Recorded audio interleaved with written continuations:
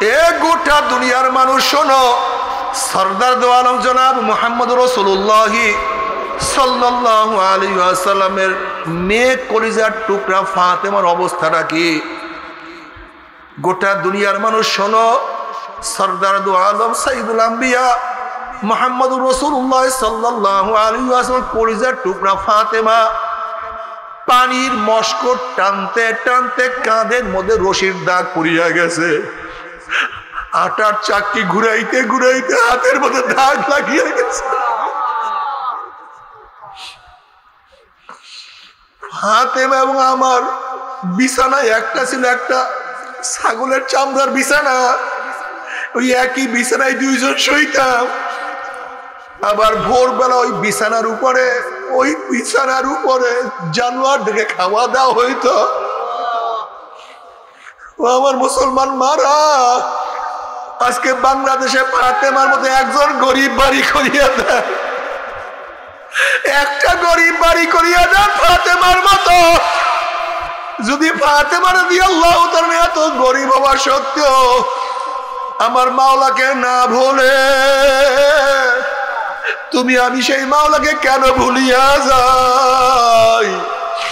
তোমার সে আমার সে বড় নেমুখার আমার কেউ হইতে পারে না।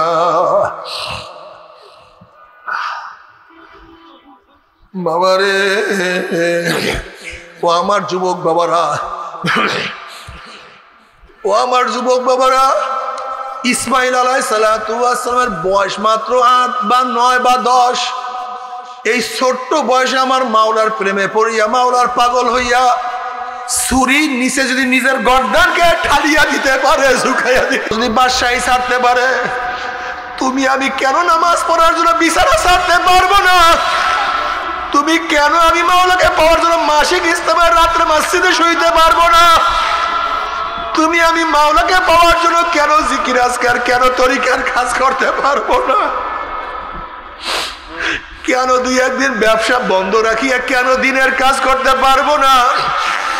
আমার মাওলার কাছে কোনো কৈফিয়ত চলবে না। মাওলা হে, ঈমানকে মজবুত করিয়া দাও, ঈমানকে মজবুত করিয়া দাও।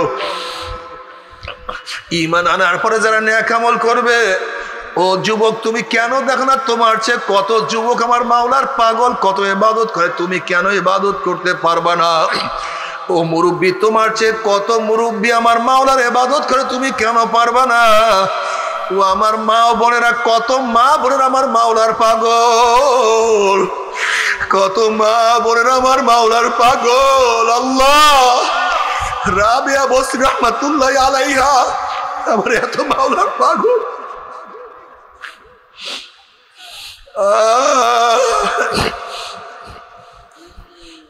কত পাগল আমার মাওলার পাগল, অথচ তুমি আমি কেন মাওলার পাগল হব না? কেন আমল করব না? আল্লাহ তুমি আমাদের সবাইকে মাফ করিয়া দাও, আমল করার তৌফিক দিয়া দাও। বাবারে, ঈমান ও আমল করিয়া যদি মাওলার কবরে যাইতি, বড় কবরটা জান্নাতের বাগিচা হয়ে যাবে। আল্লাহ তুমি কবুল করিয়া নাও। আর আল্লাহ না করুক, আল্লাহ না করুক, আল্লাহ না করুক, যদি ঈমান ও আমলকে মজবুত না করিয়া কিয়ামতের ময়দানে উঠো। হাল আতাকা হাদিসুল গাশিয়া উজুহু ইয়াওমাইযিন খাশিয়া আমিলাতুন নাসিবা তাসলা নারান হামিয়া তুসকা মিন আইনিন আনিয়া লাইসা লাহুম তুআমুন ইল্লা মিন দারি। যেরকম দেখবা যখন চোর ধরা পড়ে চেহারা বিগড়াইয়া যায়, অন্যায়কারী দুয়ারা বললে তার চেহারার মধ্যে সাপ পড়িয়া যায়। কিয়ামতের ময়দানে গুনাহগারদের চেহারা, আল্লাহ আল্লাহ তুমি মাফ করিয়া দাও, গুনাহ থেকে বাঁচিয়ে থাকতো।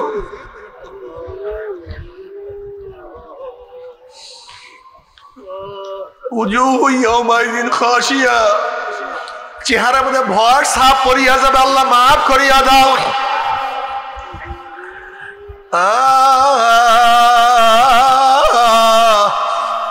জাহান্নামে দিলে জাহান্নামে লাথি মারিয়া ফালাইয়া দেওয়া হবে। জাহান্নামেরা পানি পানি করে চিল্লাতে থাকবে। তাসলা নারান হামিয়া তুসকা মিন আইনিন আনিয়া লাইসা লাহুম তুআমুন ইল্লা মিন দরি। যখন জাহান্নামেরা পানি পানি করে চিল্লাতে থাকবে, চলন্ত আগুনের নহরের মধ্যে থেকে বালতি ভরিয়া ডাইরেক্ট আগুন খাওয়াইয়া দেওয়া হবে। আল্লাহ মাফ করিয়া দাও।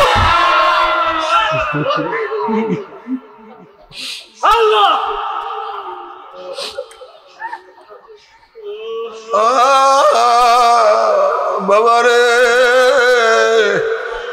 আমার মাওলায় যত বড়, আমার মাওলার জান্নাত তত বড়। আমার মাওলায় যত বড়, আমার মাওলার জান্নাতের নেয়ামত তত বড়। আমার মাওলায় যত বড়, আমার মাওলার জাহান্নাম তত বড়। আমার মাওলায় যত বড়, আমার মাওলার জাহান্নামের শাস্তিও তত বড়। তবে মুমিন মুসলমান বলতে সবাইরই মনে চায় গুনার থেকে ফিরিয়া না কামল করিয়া মাওলার জান্নাতে, কিন্তু সবাইরই যাইতে মনে চায়। গুনাহ নিয়া মাওলার জাহান্নামে কাউরি কিন্তু যাইতে মনে চায় না। কিন্তু কেনই বা আমরা নেক আমল করতে পারি না, কেনই বা গুনার কাম ছাড়তে পারি না? এর মূল কারণ হলো আপনার এবং আমার পিছনে নফস এবং শয়তান লাগিয়া রইছে। এই নফস এবং শয়তান থেকে বাঁচার জন্য যে কোনো একজন হক্কানি আল্লাহর ওলির হাতে হাত দিতে হবে রে বাবা। খবরদার, বর্তমান জমানায় পীর মুরিদের নামে ভেজাল, ব্যবসা, দলাদলি, হিংসা, হাসাদে পরিণত হয়ে গেছে। সমস্ত আল্লাহর ওলির একমত, যেই পীরের 5 জন মুরিদের মধ্যে কমপক্ষে 3 জনকে দেখবা আলহামদুলিল্লাহ সুন্নাত মাফিক আমল আখলাক মজবুত হয়ে যাইতে আছে, গুনার কাম ছাড়তে আছে, নেকের আমল ধরতে আছে, কলব নরম হইয়া চোখে পানি আসতে আছে। বৃক্ষতর নাম কি, ফলে পরিচয়? আমি চরমনায় বুঝি না, চরমনার দাওয়াত প্রশংসা প্রচার প্রসার করার জন্য আসিনি রে বাবা। চরমনায় যাওয়ার তোমার কোনো দরকার নাই, কোনো দরকার নাই, কোনো দরকার নাই। তুমি যার কাছে গিয়া পারো গুনার কাম ছাড়ো, নেকের আমল ধরো, কলব নরম করিয়া চোখে পানি নিয়া মাওলার কবরে যাইও। মাজলিসে আসার বসার বলার শোনার তৌফিক দান করছেন, শুকরিয়া তান সবাই বলে আলহামদুলিল্লাহ। অনেকের কাছেই মাহফিলের দাওয়াত করছে, সবাই আসতে পারে নাই।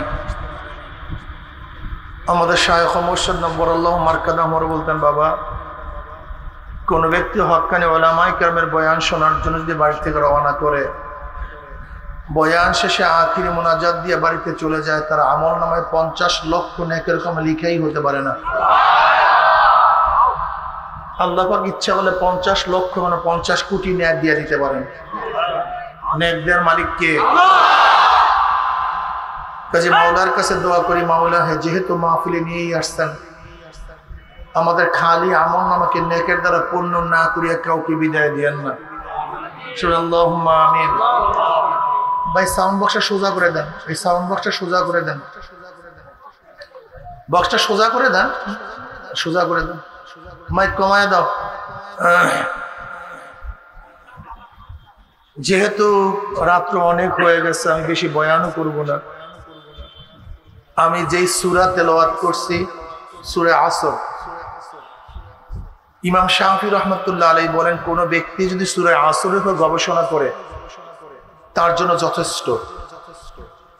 মৌলিকভাবে দ্বীনের যে শোভাগুলি আছে সব কিছুই মৌলিকভাবে সূরা আসরের মধ্যে আল্লাহ পাক উল্লেখ করেছেন।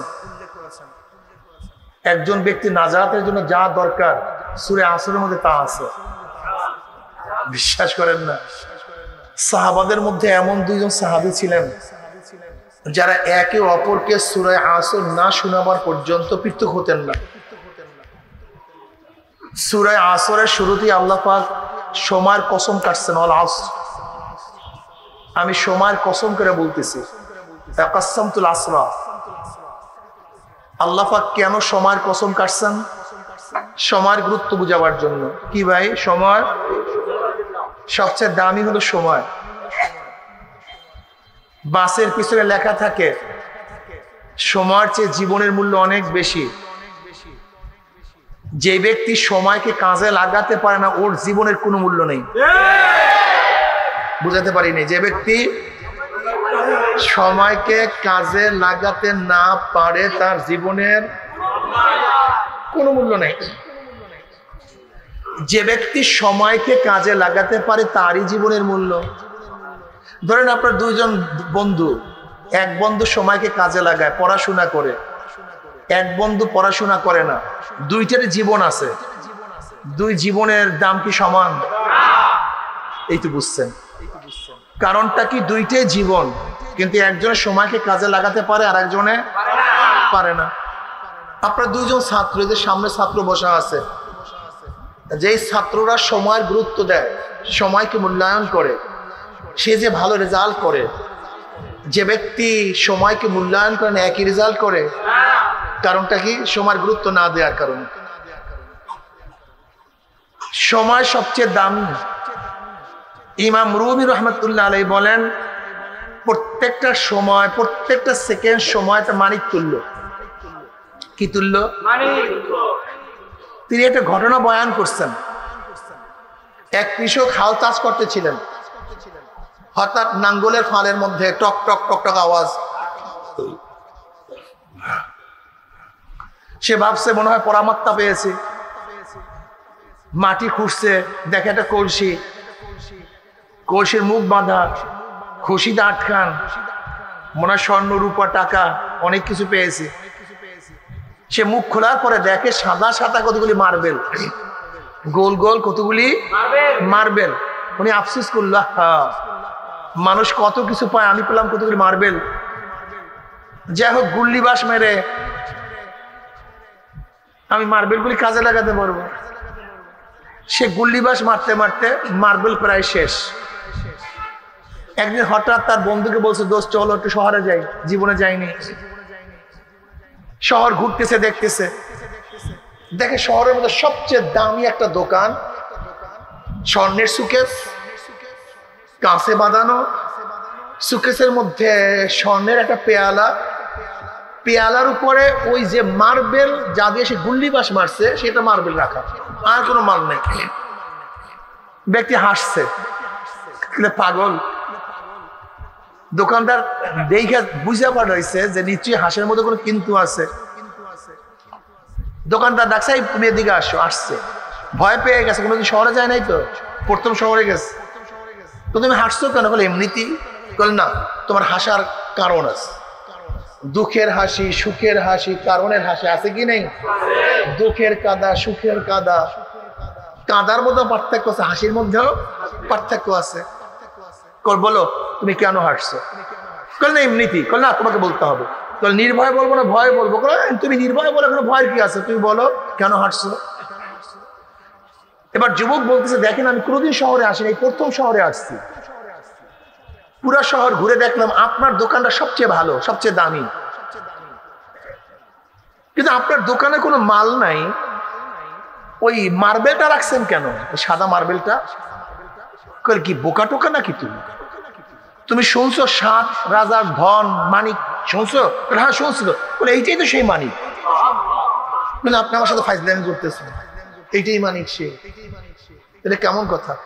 এরকম কত মানিক আমি গুল্লি বাস মেরে উড়াই দিছি, মনে হয় দুই একটা আমার পকেটেও আছে। ফট করে বের করছে, সে একটা মারবে। এবার দোকানদার দাঁড়ায় গেছে, তাকে রিসেপশন করতেছে, সম্মান দেখাই দিচ্ছে, আপ্যায়ন করতেছে। এদিকে তাকাও, আপ্যায়ন করতেছে। এবার যুবক বলছে যে বুঝছে যে এটা তো আমাকে আর্টিফিশিয়াল কোনো বিষয় না, নিশ্চয়ই সে আমাকে মানে অরিজিনালি আপ্যায়ন করতেছে। তুমি এইটাকে আমাকে বিক্রি করবা? আমার যা কিছু আছে স্বর্ণ গণ্য সব তোমাকে দিয়ে দেবো, তুমি আমাকে দাও। যখন যুবক বুঝতে পারছে যে আমি না চেনার কারণে, না বোঝার কারণে হাজারো মানিক অবহেলায় শেষ করে ফেলছি, অমনি বেহুশ হয়ে পড়ে গেছে। আল্লামা রুমি রহমতুল্লাহ বলেন, আমাদের প্রত্যেকটা জীবনের প্রত্যেকটা সেকেন্ডটা মানিক তুল্য। কি তুল্য? মানিক তুল্য। এই সময়ের মধ্যে আমরা হাজারো মানিক অর্জন করতে পারি। পড়েন না একবার সুবহানাল্লাহ। 1000 নেকি হয়ে গেছে, 1000 নেকি ঝরে গেছে। আপনি কি জানেন একটা নেকের দাম কত?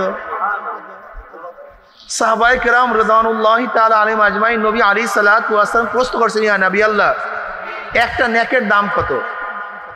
নবী আলাইহিস সালাতু ওয়াস সালাম বললেন, যদি উহুদ পাহাড়টা স্বর্ণ হয়ে যায়, উহুদ পাহাড়টা স্বর্ণ হয়ে যায়। উহুদ পাহাড় বহুত লম্বা, বহুত উঁচা, গোটা পাথরের, কি পরিমাণে ওয়েট, ওজন, যা চিন্তাও করা যায় না। এই গোটা উহুদ পাহাড় স্বর্ণ হয়ে গেলে তার যা মূল্য, একটা নেকের তার চেয়ে অনেক বেশি মূল্য। আমাকে বলেন তো, এই সময়ের মধ্যে সেই মূল্যবান নেকি কামাই করা যায় কি যায় না? কিসের মাধ্যমে? জোরে বলেন। এখন বলেন তো, 5 সেকেন্ড সময়ের দাম কত? সময়কে মূল্যায়ন করি।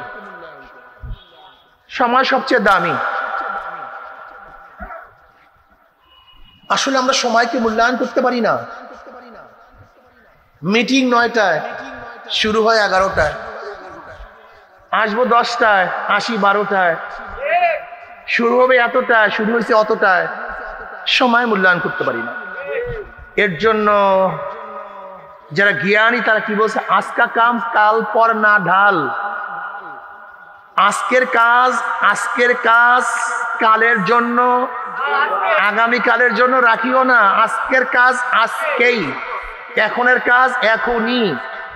আজকের নামাজ না কালকে পড়বো, জোহরের নামাজ আসরে পড়বো। ইন্নাস সালাতা কানাত আলাল মুমিনিনা কিতাবাম মাওকুতা।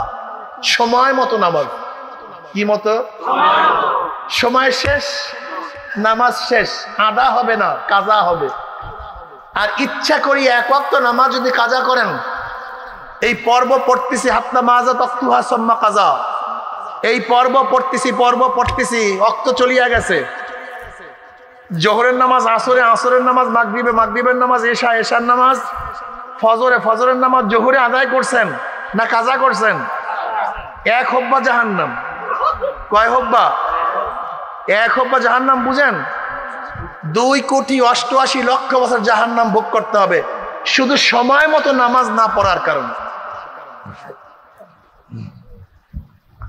আমার রিকশাওয়ালা ভাই, আপনি হাত দিয়ে হ্যান্ডেল ধরছেন, পাও দিয়া পেট্রোল মারছেন, চক্ষু দিয়া সামনে দেখছেন, কিন্তু জবান কি করে? কথা বলেন না কেন? জবানটার কাজটা কি আমাকে বলুন। জবানটাকে মাওলার জিকির লাগাইয়া দেন, সময়কে কাজে লাগান।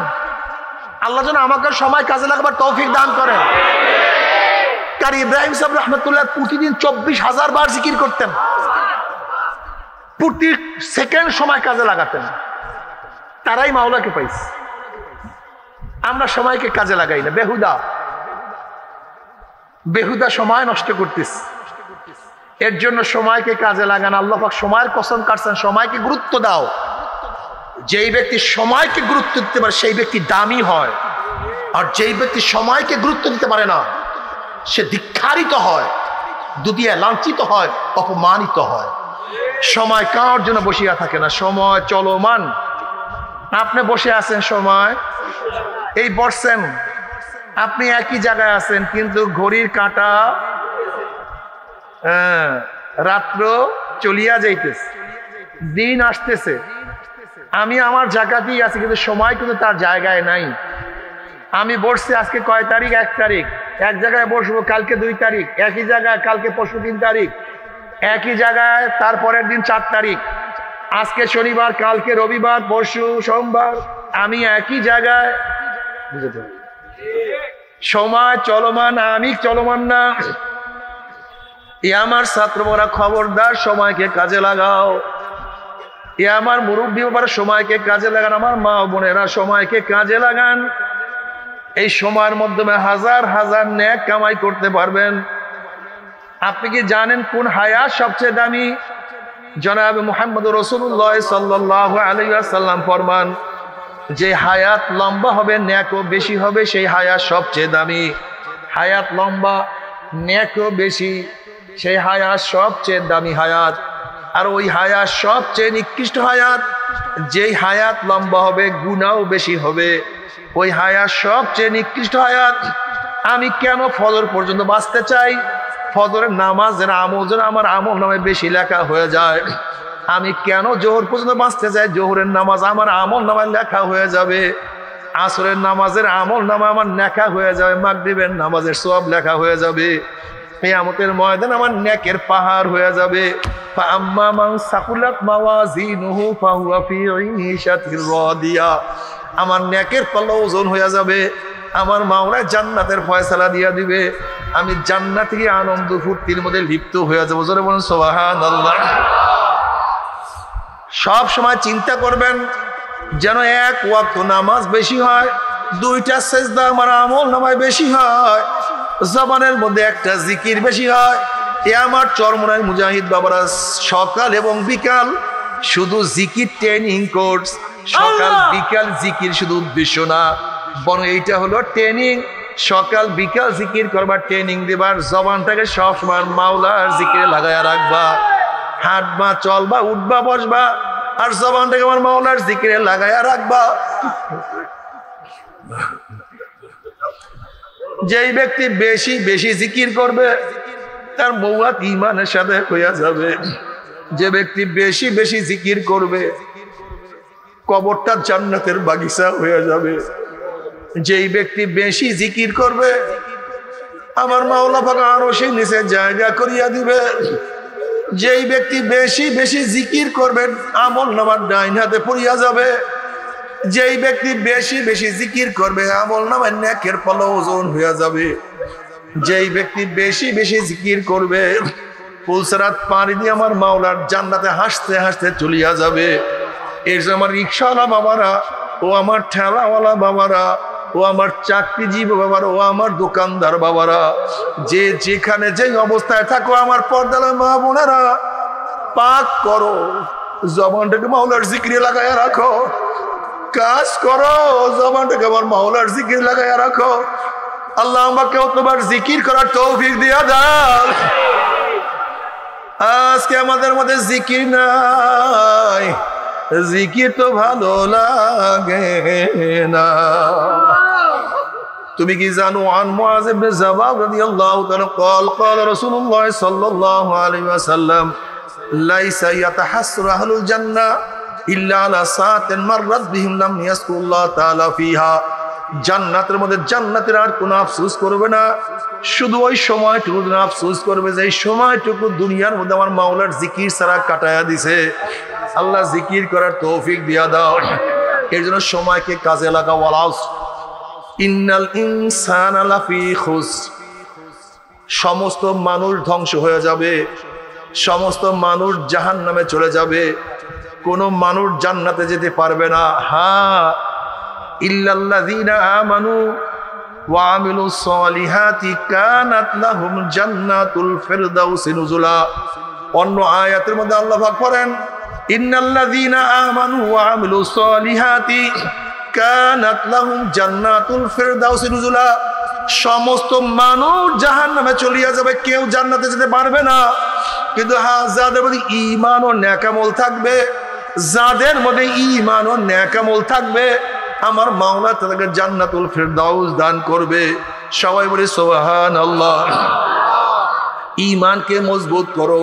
আজকে আমাদের মধ্যে ঈমান মজবুত নাই, ঈমান অনেক দুর্বল হয়ে গেছে, ঈমানের অবস্থা খুবই খারাপ হয়ে গেছে। আল্লাহ তুমি আমাদের ঈমানকে মজবুত করিয়া দাও। ঈমানওয়ালা ব্যক্তিদের অবস্থা কেমন? যদি ঈমানওয়ালাদেরকে সুরের মধ্যে জড়াইয়া দেয়, ঈমানওয়ালাদেরকে সুরের মধ্যে জড়াইয়া দিল, তাদের ঈমান যায় না। ক্ষুধার্ত অবস্থায় ঈমান বিক্রি করে না, হাজারো ভয়ের মধ্যে ঈমানকে বিক্রি করে না, হাজারো লোক ঈমানকে বিক্রি করতে দেয় না। ঈমানকে আল্লাহ পাক রব্বুল আলামিন তাদের মর্যাদা করিয়া দেয়। তুমি কি দেখো না আসিয়া আলাইহিস সালাতু ওয়াস সালামকে ফেরাউন বলল, আসিয়া তুমি যদি আমাকে খোদা না মানো, আমাকে কেউ খোদা মানবে না। তুমি আমার স্ত্রী, আমি দাবি করছি আনা রাব্বুকুমুল আলা, আমি বড় খোদা, অথচ তুমি যদি আমাকে খোদা না মানো, কেউ আমাকে খোদা মানবে না। আসিয়া আলাইহিস সালাতু ওয়াস সালাম বলে, ফেরাউন আমি তোমাকে স্বামী মানবো, কিন্তু আমি তোমাকে খোদা মানতে পারি না। ফেরাউন বলছে, আসিয়া তুমি যদি আমাকে খোদাই না মানো, কে আমাকে খোদা মানবে? আসিয়া আলাইহিস সালাতু ওয়াস সালাম বলছে, ফেরাউন আমি তোমাকে শ্রদ্ধা করব, সম্মান করব, তোমাকে স্বামী হিসাবে গ্রহণ করব, কিন্তু আমার রব আমানতু বিরব্বি মূসা ওয়া হারুন, আমি মূসা এবং হারুনের রবের উপর ঈমান আনছি, আমি অন্য কাউকে খোদা মানতে পারি না। ফেরাউন বলছে, আসিয়া আমি তোমাকে শাস্তি দেব। আসিয়া আলাইহিস সালাতু ওয়াস সালাম বলেন, শাস্তির কষ্ট সহ্য করতে না পারলে মারা যাব, কিন্তু আমি তোমাকে খোদা মানতে পারবো না। এবার ফেরাউন ক্ষিপ্ত হয়ে গেছে। ফেরাউন অর্ডার করছে, আসিয়াকে উত্তপ্ত বালুর মধ্যে শোয়া দাও, ওর বুকের উপরে পাথর চাপা দিয়া দাও। আসিয়া আলাইহিস সালাতু ওয়াস সালাম প্রচন্ড রৌদ্রের মধ্যে চিৎ করিয়া শোয়া ভারী পাথর বুকের মধ্যে দিয়া দিছে, নড়তেও পারে না, চড়তেও পারে না, প্রচন্ড গরম, নিচে বালু গরম, পিঠ পুড়িয়া যায়, কথাও বলতে পারে না, শুধু বলে আহাদ আহাদ আহাদ, আমার মাওলা এক, আমার মাওলা এক, আমি অন্য কাউকে খোদা মানতে পারি না। ফেরাউন বলতে আছে, দেখো আসিয়া মনে হয় কষ্ট সহ্য করতে না পারি আমাকে খোদা মানছে, ওর মুখের কাছে কান লাগাও।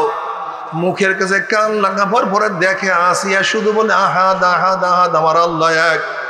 এবার ফেরাউন ক্ষিপ্ত হয়ে গেছে। ফেরাউন বলতে আছে, না এই শাস্তি তো হবে না, আসিয়াকে শুলে চড়াইয়া দাও।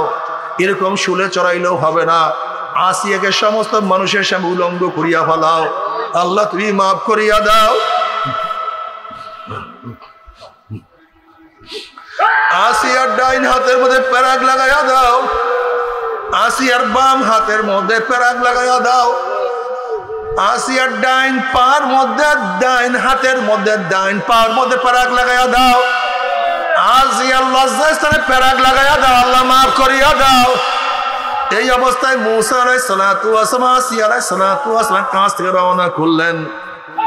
আসিয়া আলাইহিস সালাতু ওয়াস সালাম বললেন, আল্লাহর নবী মূসা যে মাওলাকে পাওয়ার জন্য মাওলার মহাব্বতে পড়িয়া দামি খাটের পরিবর্তে উত্তপ্ত বালুকে বিছানা হিসাবে গ্রহণ করলাম, যেই মাওলাকে পাওয়ার জন্য দামি খাটের পরিবর্তে, বিছানার পরিবর্তে আজকে গরম বিছানাকে গ্রহণ করলাম, ল্যাপ কম্বলের পরিবর্তে ভারী ওজনওয়ালা পাথরকে নিজের বুকের মধ্যে নিলাম, ইজ্জত সম্মানের পরিবর্তে সমস্ত মানুষের সামনে আমাকে উলঙ্গ করিয়া ফেলাইছে,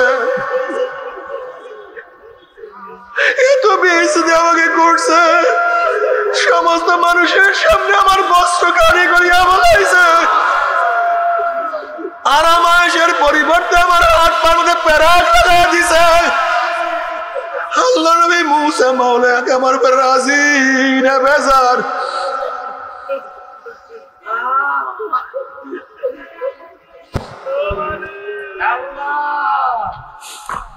আসিয়া আলাইহিস সালাতু ওয়াস সালামের এই কথা শোনার পরে মূসা আলাইহিস সালাতু ওয়াস সালাম বলেন, আসিয়া রে,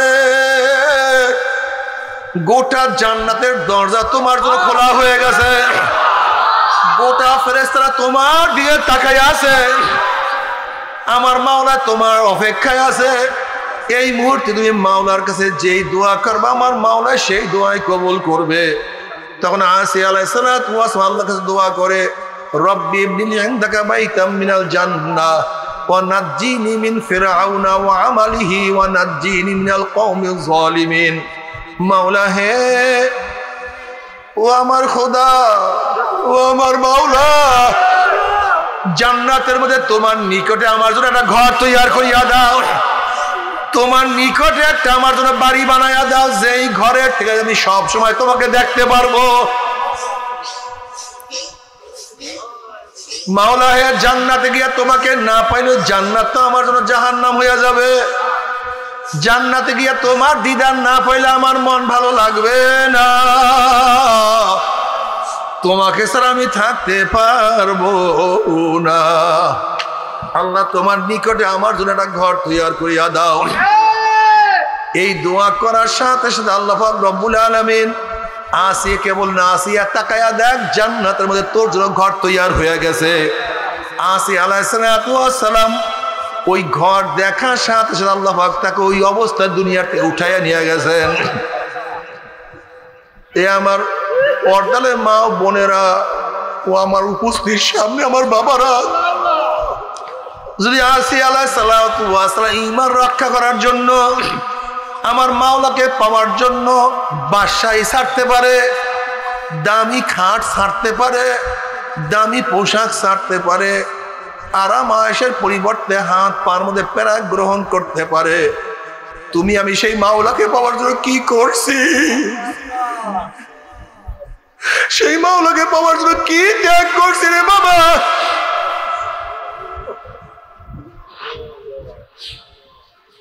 আজকে একটু নামাজ পড়তে পারি না, রোজা রাখতে পারি না, আজকে একটু পর্দা করতে পারি না,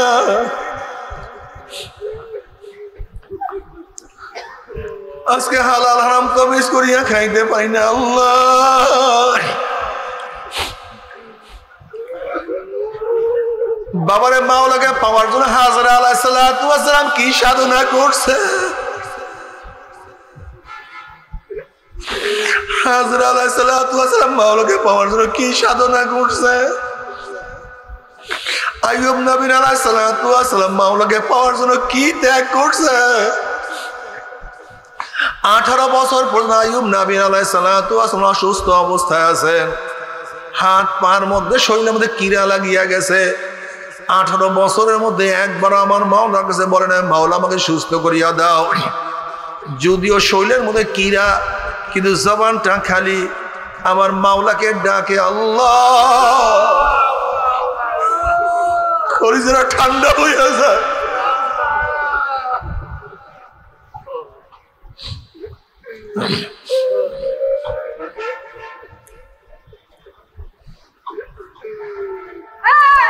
একবার জিবরাইল আলাইহিস সালাম আসেন না, হযরত আইয়ুব আলাইহিস সালামকে সালাম দিলেন। আইয়ুব আলাইহিস সালাম সালামের জবাব দিতে একটু দেরি করলেন। জিবরাইল বললেন, আল্লাহ নবী আইয়ুব, আপনি আমার সালামের জবাব দিতে কেন দেরি করছেন? আইয়ুব আলাইহিস সালাম বলছে, ভাই জিবরাইল, আমার মাওলা কিছু মেহমান পাঠিয়ে দিছে, যে মেহমানরা আমার গোশত এবং রক্ত খাইয়া বাঁচে। 2টা কিরা, 2টা পোকা আমার জবানের মধ্যে রক্ত কিরা খাই, রক্ত এবং গোশত খাইতেছিল। যদি আমি এখন সালামের জবাব দেই, নাড়া লাগিয়া পড়িয়া যাবে, ওদের খাদ্য নষ্ট হইয়া যাবে, ওদের খাওয়া শেষ হয়েছে, তারপরে আমি তোমার সালামের জবাব দিছি। এবার মাওলার কাছে বলে, মাওলা রে, এতদিন এত কষ্ট দিছ, তোমার কাছে দোয়া করি নাই, আমার জবানটা ঠিক ছিল, আমি তোমাকে ডাকতাম, আমার কলিজাটা শান্তি হইয়া যাইতো। আলা বিযিক্রিল্লাহি তাতমাইন্নুল কুলুব, জিকির তো মুমিনের কলবকে শান্তি করিয়া দেয়। আসলে তো আমাদের ঈমান ঠিক নাই, আমাদের ঈমান ঠিক নাই।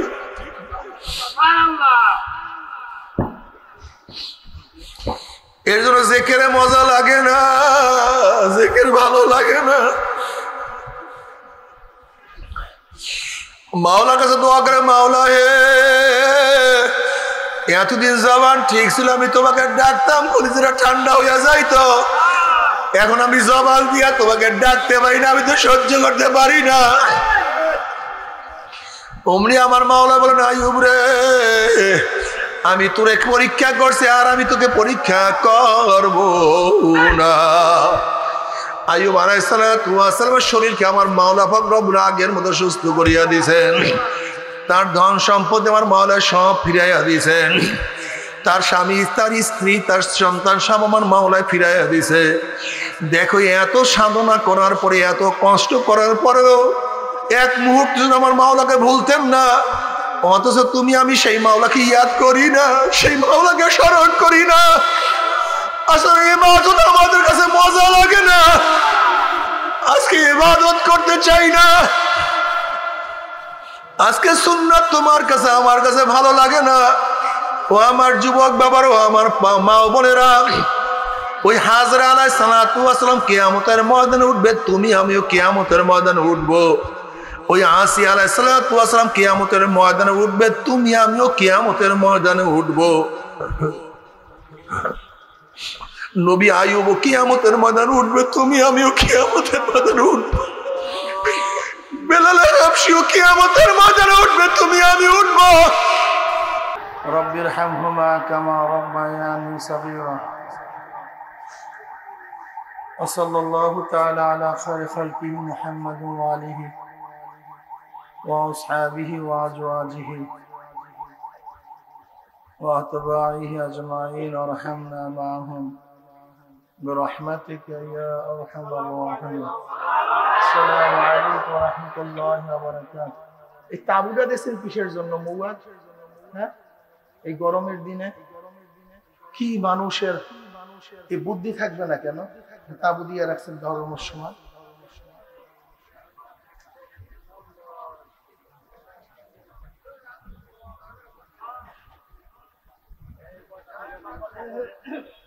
নাহমাদু ওয়া নুসাল্লি আলা রাসূলিল কারীম, আম্মা বাদ। فأعوذ بالله من الشيطان الرجيم. بسم الله الرحمن الرحيم. والعصر إن الإنسان لفي خسر إلا الذين آمنوا وعملوا الصالحات وتواصوا بالحق وتواصوا بالصبر. صدق الله العلي العظيم. شهد الشرك. اللهم صل على سيدنا وحبيبنا مولانا محمد صلى الله عليه وعلى آله وأصحابه وبارك وسلم. اللهم صل على سيدنا وحبيبنا مولانا محمد صلى الله عليه وعلى آله. কাজী বাবা আমার জন্য দোয়া চাই, আমিও দোয়া করি। সবাই সবার জন্য প্রাণ খুলিয়া দোয়া করো যেন কিয়ামতের ময়দানে গলাগুলি বাঁধিয়া মাওলা একসাথে জান্নাতে যাওয়ার তৌফিক দিয়া দেয়। আল্লাহুম্মা আমিন, আল্লাহুম্মা আমিন।